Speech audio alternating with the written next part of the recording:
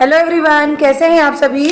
अभी 26 तारीख का पेपर होने वाला है, जिसके लिए हम तैयारी कर रहे हैं। कक्षा में वार्षिक आकलन प्रैक्टिस प्रश्न पत्र है ना, जिसको edudepartment.com द्वारा निर्मित किया गया है, जिनको हम बहुत धन्यवाद देते हैं कि बहुत अच्छे से इन्होंने पेपर तैयार किया तैयारी के लिए हमारे। तो आप लोग इसको ज़रूर देखें, आपके लिए बेनिफिट होगा। पहले प्रश्न को लेते हैं। जैसे कि ऑब्जेक्टिव प्रश्न आया था हिंदी में, गणित में, वैसे ही अंग्रेजी में भी आया हुआ है, मतलब आएगा। पहला प्रश्न देखते हैं। One who runs a business is a, जो बिजनेस चलाता है उसको हम क्या कहते हैं? बिजनेसमैन। दूसरा प्रश्न में चलते हैं। Who put nectars on Madurai, Madurai में अमृत किसने डाला था? लॉर्ड शिवा, भगवान शंकर ने डाला था। I lost my book is black, मैंने जो बुक खोया है वो कैसा है? विच इज ब्लैक, इसका आएगा which. Who is famous for Panthi dance, Panthi dance के लिए फेमस है Devdas Banjare ji. Mrs Tiwari teach us, Mrs Tiwari हमें क्या पढ़ाती है? Teach us English. The shoemaker lived with, shoemaker किसके साथ रहता था? His wife. The boy spend time under a mango tree, mango tree के साथ टाइम व्यतीत करता था। Sudha Chandran was inspired by, Sudha Chandran किससे इंस्पायर्ड हुई थी? वो हेलन केलर जी से इंस्पायर्ड हुई थी। वो अंधी थी और कैसे वो अपने कामों को अच्छे से करती थी, तो उससे इंस्पायर्ड हुई। What we plant a tree, हमें पौधे लगाना है तो हमें क्या चाहिए, क्या प्लांट करना पड़ेगा? तो उसके लिए हमें मिट्टी चाहिए, पौधे चाहिए। तो कुल मिला के हम बोल सकते हैं 1000 थिंग्स। चलिए अगला प्रश्न देखते हैं। Are you bolt is return to, किसके लिए लिखा गया था? आर यू बाल्ट, या किसने लिखा था? सॉरी, तो ये लिखा था जेरुसा अबॉट ने लिखा था अपने डैडी के लिए। अब फिल इन द ब्लैंक देखते हैं। It is opposite of familiar, familiar का अपोजिट होता है क्या? अपोजिट होगा अनफैमिलियर। उसके लिए एक वर्ड है स्ट्रेंज, है ना, जिसको हम पहली बार देखते हैं, जो उसको स्ट्रेंज बोलेंगे। अनफैमिलियर होता है उसका। अगला देखेंगे। A sign change in your body और माइंड दैट सो, क्या so you are not healthy, तो उस साइन को क्या कहते हैं? सिम्टम कहते हैं, लक्षण कहते हैं। आपको बीमार हो या कुछ हो तो वो सिम्टम नजर आते हैं ना। अगला है। We can get it from a newspaper, radio and TV, radio और टीवी से आपको मिलता है इंफॉर्मेशन। क्या मिलता है? Information. The place where we can see old things, ऐसी जगह जहां हमें पुरानी चीजें मिलती है वो कहलाती है म्यूजियम, संग्रहालय। जैसे गुरु घासीदास संग्रहालय है घड़ी चौक में, आप लोग कभी टाइम मिले तो देखिएगा, छुट्टी के दिन मत जाइएगा। The place where we can see old things, ऐसी जगह जहां पुरानी चीजें मिलती है वही बता दिए म्यूजियम। अगला है। One who sick he is, जो बीमार है वो क्या कहलाता है? पेशेंट। क्या कहलाता है? तो ये पेशेंट आ जाएगा। ये हो गया फिल इन द ब्लैंक्स। अगला है शॉर्ट आंसर क्वेश्चन, तो उसमें 2-2 नंबर के 6 प्रश्न हैं। आर्टिकल भरना है। ए पपाया और अम्ब्रेला, पपाया के साथ आएगा ए पपाया और अम्ब्रेला के साथ आएगा एन, क्योंकि उच्चारण क्या हो रहा है? स्वर हो रहा है। अगला प्रश्न है। Find the odd one and encircle it, odd one को आपको इनसर्कल करना है। मेरे ख्याल से यहाँ पर राइमिंग वर्ड आ रहा है, देखिए वे, से, हे, पे, दे, ए, ये पूरा राइमिंग वर्ड है, स्वर वाले। और एक जो है वो अलग है, जैसे कि ये ही, मी, बी, वी, ये भी टी, इसका राइम थोड़ा अलग हो रहा है, इसलिए हम इसको इनसर्कल कर सकते हैं। Right the movements of animals, ये एनिमल के मूवमेंट को आपको लिखना है। तो यहाँ पर देखो, स्नेल के मूवमेंट को बोलते हैं, वो सरक सरक के चलती है ना, तो उसको बोलते हैं स्लीदरिंग, स्लीदर करना। ये मैंने लिख दिया है, आप इसको याद कर लीजिए, स्लीदरिंग बोलते हैं। फिर अगला जो प्रश्न है वो है बटरफ्लाई के मूवमेंट को बोलते हैं रैंडम मोशन। क्या कहते हैं उनको? Random motion, random motion. अगला वर्ड है जंबल वर्ड दिया हुआ है, उसको रीराइट करना है। जैसे ये है तो इसका जंबल वर्ड है, यहाँ पर लिखा हुआ है, आप लोग देख लीजिए।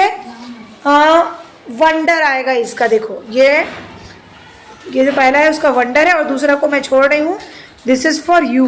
आप लोग इसको बना के मुझे कमेंट कर दीजिए, बता दीजिए। अगला है circle only fruits name. Fruits name पर सर्कल करना है। तो यहाँ पर देखते हैं हम, आपको सर्कल करना है, पढ़ना है कि कौन कौन फ्रूट है और कौन कौन नहीं है। तो जैसे मैंगो तो फ्रूट्स हैं, टोमेटो नहीं है फ्रूट, ये वेजिटेबल्स में आते हैं। पोटैटो भी वेजिटेबल्स में आते हैं, लेडी फिंगर्स भी वेजिटेबल में आते हैं, स्पिनेच और ये तो बस 4 जो है ऐसे हैं जो फ्रूट्स नहीं है बल्कि वेजिटेबल्स है।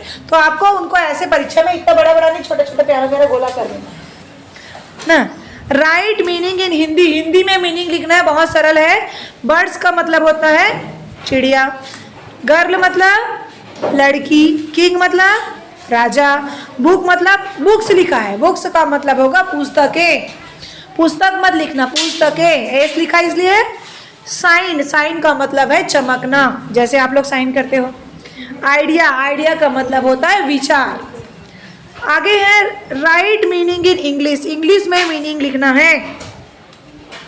पुस्तक का क्या होता है? बुक, थैला का बैग और कुर्सी का चेयर। अब है अपनी मम्मी के बारे में आपको 8 लाइन लिखना है। राइट 8 लाइन्स और ऑन माई मदर, अपनी मम्मी के बारे में। तो आप लोग लिख लेंगे, प्रैक्टिस कर लीजिएगा। Should we all know how to use computer? Why? हमें सबको कंप्यूटर जानना क्यों आवश्यक है ना? क्यों जानना चाहिए? तो कंप्यूटर का ही युग है ना? It is the era of computer, computer का ही युग है। तो हमको कंप्यूटर जानना आवश्यक है, उसके बिना काम ही नहीं होता। जो मोबाइल चला रहे हैं वो भी कंप्यूटर से संबंधित है।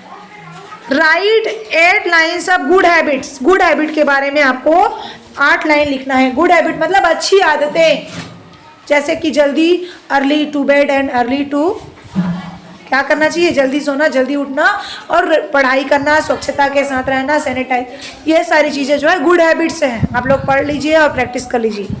अगला है punctuate the following sentence. Sentence को पंक्चुएट करना है। तो इसको मैंने आपको बताया था कि इसको सही से आपको करना है। जैसे आई पहला अक्षर जो है इसमें उसमें है स्मॉल लेटर में है, जो कि गलत है। पहला अक्षर हमेशा कैपिटल में रहेगा। आई एम मैन, और मैन के बाजू में आपको क्या करना है? फुल स्टॉप लगाना है, इस प्रकार से फुल स्टॉप, तब ये पंक्चुएट होगा। दूसरा है व्हाट इज योर नेम। इसमें आपको क्या करना है? डब्ल्यू को कैपिटल लेटर में लिखना है पहला, दूसरा फुल स्टॉप लगाना है जब सेंटेंस खत्म होगा तब।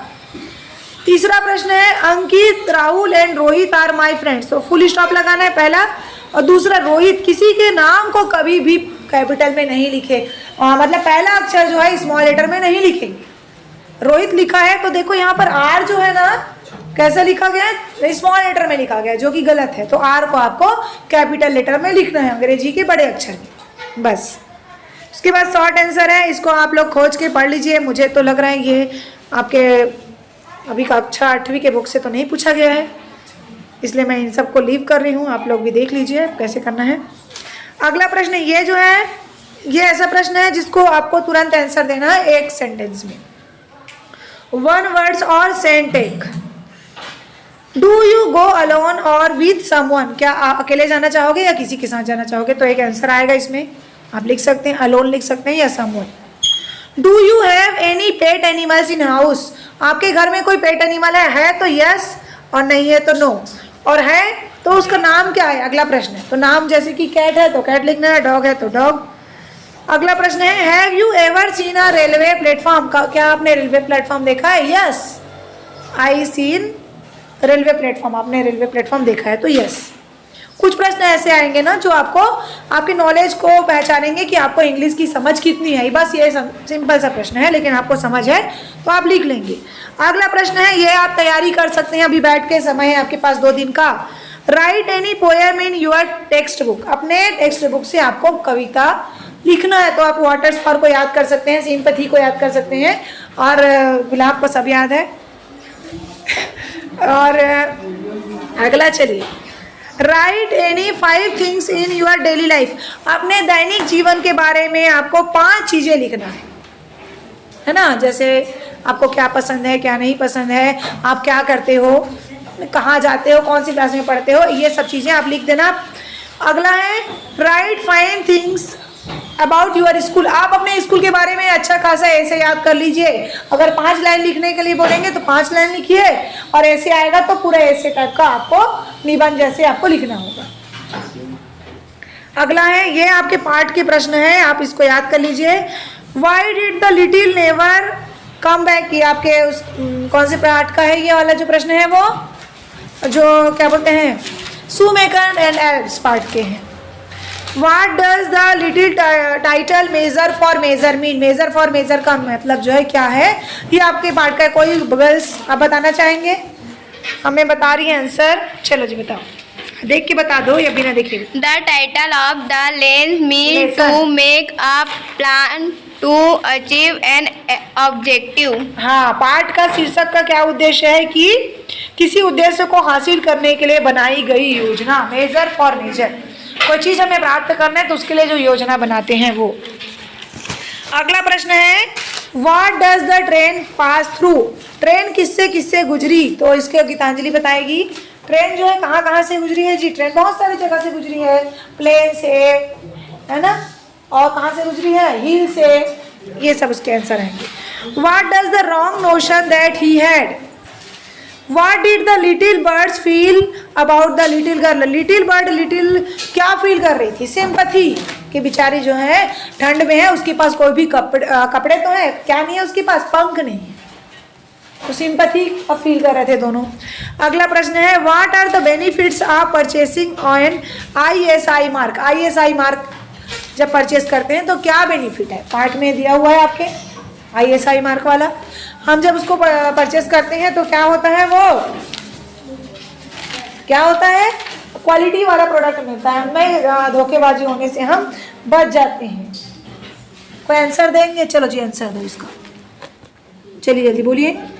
ISI mark is given to confirm the standard quality of the product, quality को बताता है किसी भी प्रोडक्ट के। तो जब भी आप सामान खरीदने जाओ तो ISI मार्क आप लोग जरूर देख लें।